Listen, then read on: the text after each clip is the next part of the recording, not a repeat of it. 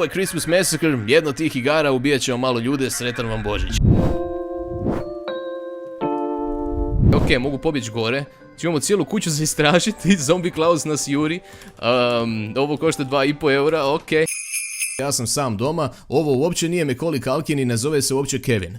Ali je pravi Kevin sin. I sad će obraniti kuću od pljačkaša. By the way, ko je napunio Grinchovu kuću sa božićnim poklonima je? Taj je veći monstrum od Grincha.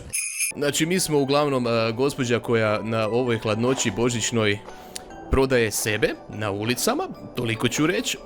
Ok, super smo krenuli, obećavajuća božićna igra. Dobar dan gospodine, to sam ja, gospođa s ulice. Gospođo, dobar dan, vi ste kolegica vidim. Samo vidjeti čega ima ovdje, ne znam di sam uopće u šumi nekoj, šumarak skriveni. Možda nađem kakve letiće medvjediće ovdje po putu. Vidimo šta je s ovim vratima, zašto su baš zlatna, kad vode apsolutno nigdje. Čekaj! Nakon nekog vremena se pojavio open. Znači igra morala malo razmisliti hoće li me pustiti unutra ili ne, ali na kraju je rekla, ma znaš šta, dobar je on dečko, svake godine igra te glupe meni. Mogu se sakriti ovdje možda samo malo? Ne možeš jer ti vrata ne daju, ne možeš proći uopće. Kako je developer proveo 5 minuta radići ovu igru, to je strašno. I vidiš šta se dogodi kad uđeš unutra. Kakav nemar, kakav netrud.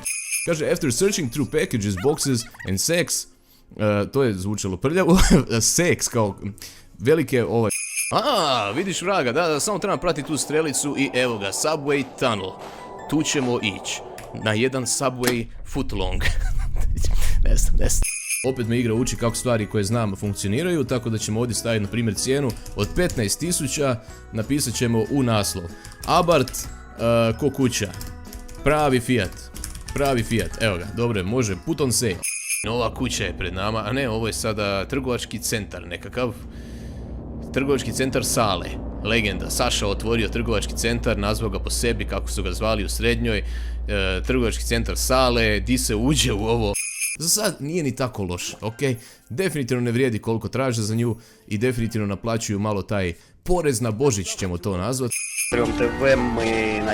Ovo je neki streamer, ja sam čitao ovome na Steamu, nakon što riješiš puzzle u igri, dobiješ reklamu za Twitch stream developera. Ovo je gore od svih mikrotransakcijskih stvari koje su ušle u gaming ove godine. I pogledajte kako nije se potrudio ni ubaciti u ovaj 3D model ekrana da to fino paše. Vidite kako ovaj rub slike zapravo ne paše ekranu.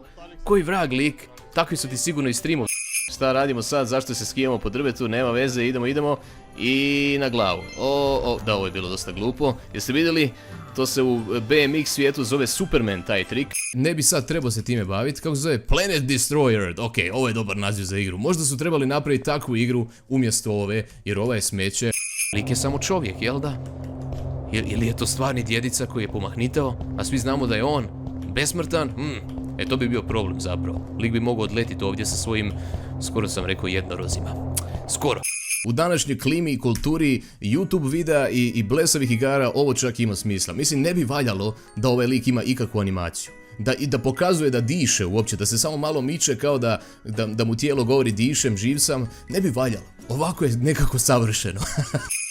Ne znam ko je ovdje prvi kako to riješiti, ali morat ću to nasilnički ovako. Čekaj! Ova nije skužila, imam sreće! Level complete, everybody killed! Ne mogu vjerovat, nikad se nisam veselio ovoliko nekom umorstvu. Kaže, ovo je Orašar. Orašar kaže, moraš njega nešto, mislim, stane mu na glavu i ubijem ga, jel? Evo ga, riješeno. Nemam dovoljno metaka za ovo, jel da? Imam, ubit ćemo ga, ljudi. Sve što želim za Božić je da umreš, Senta. Kako je, znači oni su samo upalili snow effects, u engine-u kažu snow effect najjednostavnije šta su mogli napraviti da snijeg pada po mapi i sve drugo zanemarili. Nećemo likove obući prikladno, nećemo staviti da snijeg ne pada u interijerima, nećemo ništa od toga. Ma pusti šuti, glavno da se može blackjack igrati, jel da? Šta ni to više ne radi? Ima li čega ovdje? Ima.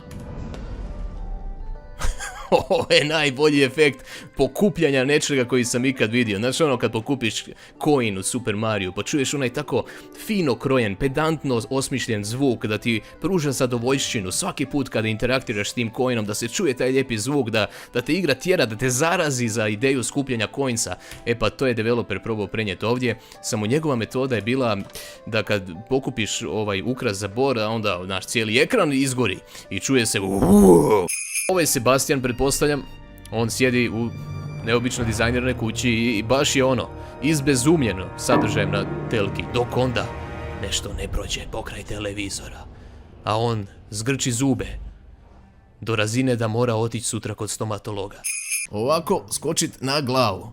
Aha, ne može on Meksa, ali može ozlijedit Grincha. Grinch, šta ti je čovjek? Znači, dok igraš s Meksom, Grinch uopće ne pazi na sebe. Pa Grinch, nešto moraš, ajde na silu, pazi se malo čovječ. Također, odite na shop.hr, bit će i tamo blagdanskog veselja, hint, navratite ovih dana. Također, to je to.